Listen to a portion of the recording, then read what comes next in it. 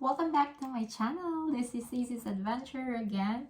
So for today's vlog, nakita nyo to. So we will do an unboxing again. O diba, unboxing. So this two package is from my KORS again. So we will do the unboxing first, the small bags, and then I'll show you later on the big one. See? The biggest one. So, yan. So, first, we will do unboxing muna for the small one. So, ayan. Wait. So, I'll show you. So, may ano siya dito. May card. And then, ilabas ko muna siya sa carton. So, ito yung box niya. I'll show you. Diba, ang ganda ng box niya. Ayan, buksan natin ito. Ayan siya. Ayan kung anong laman ito. Ayan. Buksan natin. Diba yung shoes. Pakita ko sa inyo. So, ganito siya, guys. Pinili ko siya. Ang ganda mo, diba? Ayan. Yan yung ano niya, sa paanan may ano mo dito na empty. Kunin natin yung isa. Kasi gusto ko na siyang isukat. Hindi ko pa siya, na-open ko siya kahapon. Pero kasi mag-cleaner, that's why hindi ko siya nasukat pa. So, nakita ko lang yung ano. So, ganito siya both. Ano. Oh, diba ang ganda niya? May pink siya dito sa ano. Sa may likuran niya. I love it. Kasi ano, medyo may heel siya. Diba mataas-taas konti. Pag mag-ano ka, mataas na, ano ba yun? Yung square pants. So, maganda siya. Tapos yung short. Diba, ang ganda niya. So, ibalik natin, guys. Isukat ko to mamaya. Isukat natin mamaya.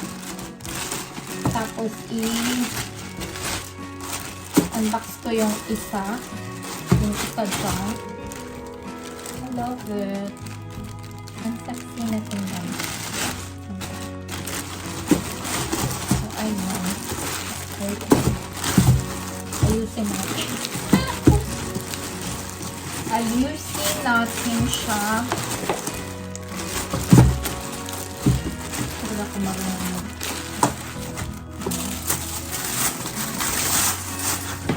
Natin to. So, ayan. Buksan natin yung big one. So, isa-isahin natin ito. Isa-isahin natin.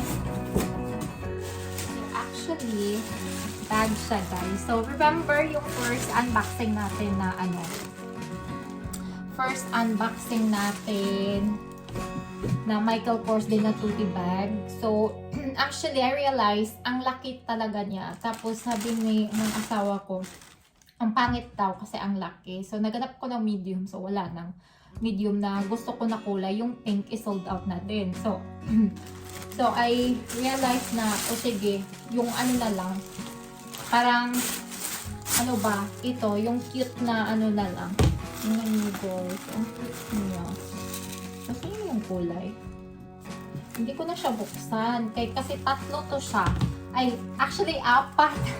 So, kinuha ko yung 3 colors niya. And actually, mag-choose lang tayo ng isa kung anong kulay. So, tingnan ko lang the texture, if maganda yung texture niya, and also if cute at maganda yung kulay niya. So, yan. Okay naman siya. Nakita ko yung ibang kulay. Yung parang pink something siya. Oh. Diba?